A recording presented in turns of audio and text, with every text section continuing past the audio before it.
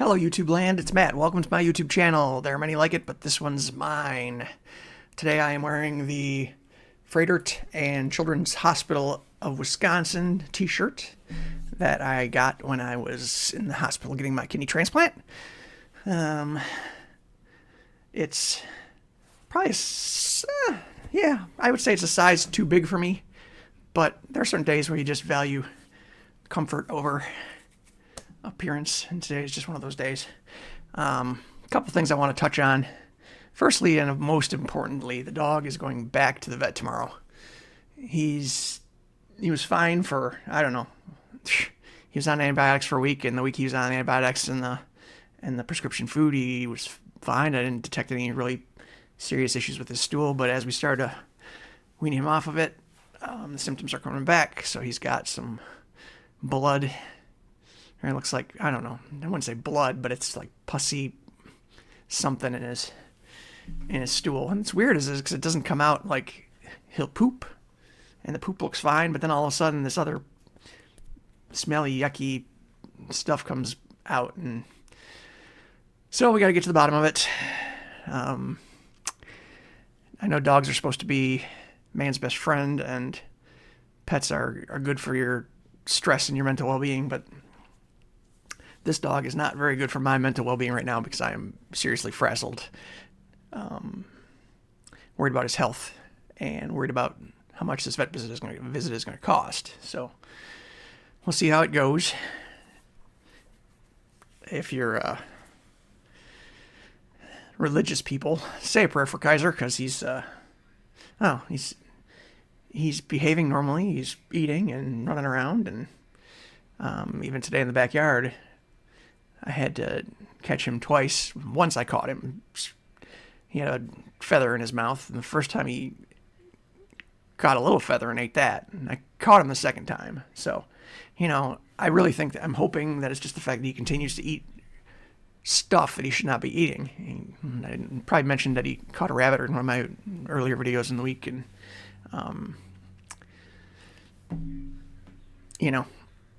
he has a tendency to put everything in his mouth. So I'm hoping that it's just an infection, but I'm sure she'll want to run some labs tomorrow. I did scoop up some of the stool when I've got it, be taking it into the vet, so we'll see how that all goes. Secondly, I would like to talk some NBA basketball. My Milwaukee Bucks were eliminated by the number 8 seed Miami Heat the other night, 4-1, which, as a Bucks fan, was very, very, very disheartening and disappointing for a team that finished with the best overall record in the NBA this season. To go out the way they did was just... First of all, I got to say that, I'm grateful to see the team win an NBA title in my lifetime. It's cool. I can't say that about the Brewers. I've seen the Packers win a couple Super Bowls, saw the Bucks win a title. So I'm not a huge baseball guy, so the Brewers, if it happens in my lifetime, great. But the two teams in the state that I care about the most, I've got a chance to see them, get to the apex, get to the top of the mountain during my lifetime. So that's cool. Aaron Rodgers has been traded to the Jets.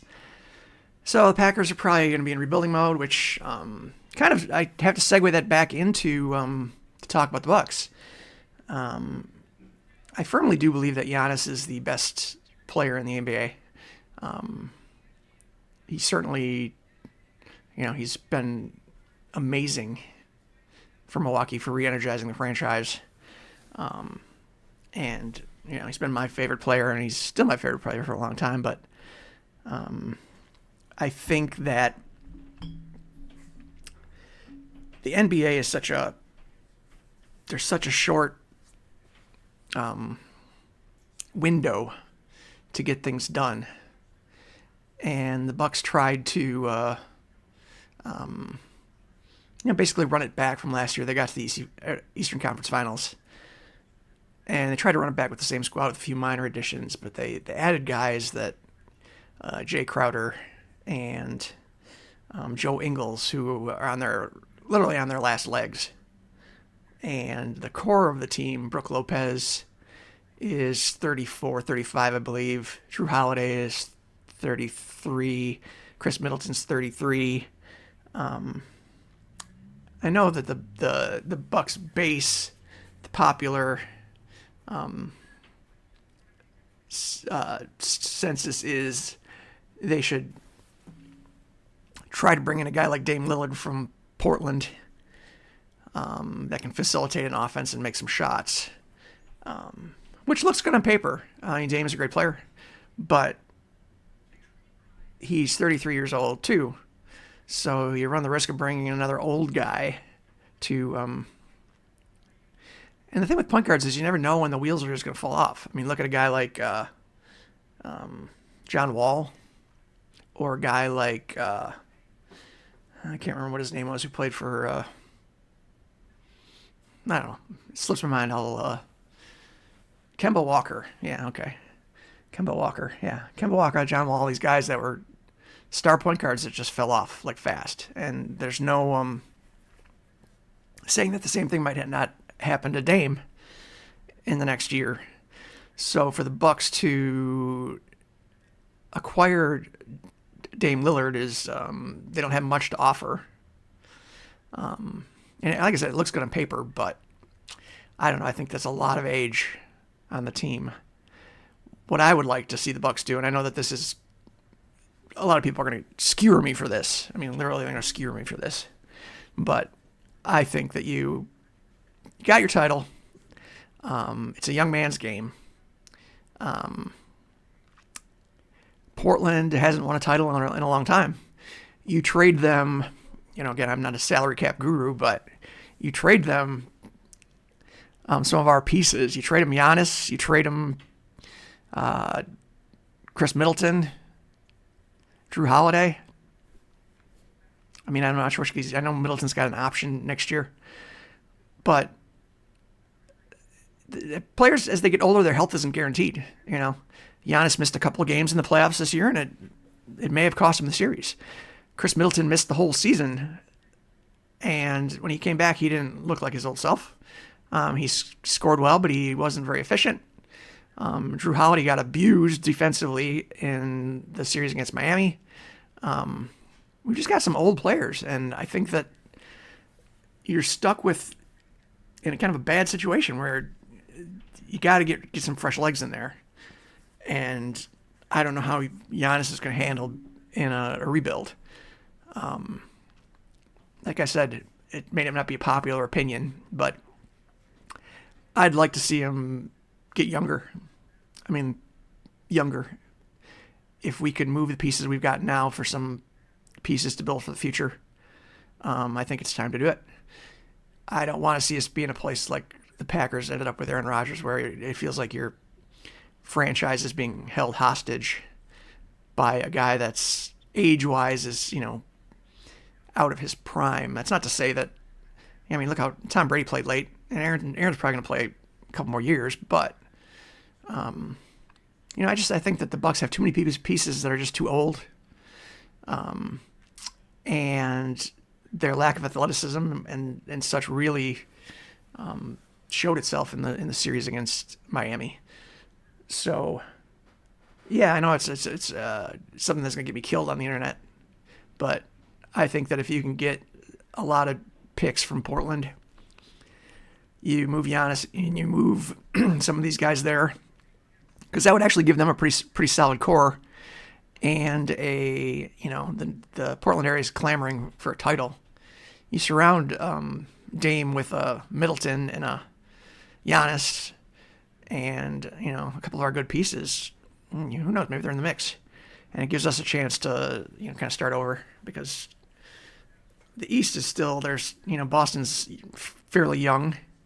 There's a lot of young teams that are coming up in the East. The Cavs, the Knicks, Orlando Magic.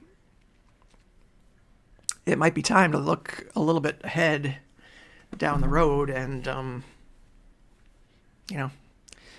yeah, like I said, I expect to get crucified. Oh, you don't get let go of Giannis. You don't trade Giannis. He's the best player in the world. He's the best player in the world.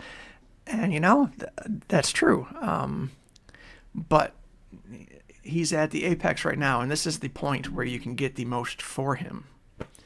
So Do you want to hold on to him, especially a guy who plays like Giannis, where so much of his game is based on his athleticism? His deficiencies shooting, his deficiencies at the free throw line. Who's to say that it gets better? And health wise, as you get older, you're more likely to more injuries. So I think that, again, it's a very unpopular opinion, but if you could get a bunch of first round picks for him and rebuild, get rid of the coach, start fresh, yeah, you're gonna have a lot of people angry. Oh, why'd you get rid of Giannis? He's the best player in the world. Yeah, he is. He's the best player in the world. He's my favorite player. But do you love the team or do you love the player? You love them both. But you continue to love the team after the player's gone, As a Packer fan, when Brett Favre was pulling his shenanigans, it's like, yeah, we love Brett Favre, but, we'll always love the Packers. And there's this drama between the player and the team. And, once the player's gone, you still love the team. So as a Bucks fan, I just think it's something that they really need to, if you can't really, really find some good young players to surround him with, his value right now is through the roof. It's a good time. Might as well look to the future because none of us are getting any younger. So that's my hot take on that. I will catch you guys tomorrow. I'll let you know how everything goes with the Doggo. Have a good one. Peace.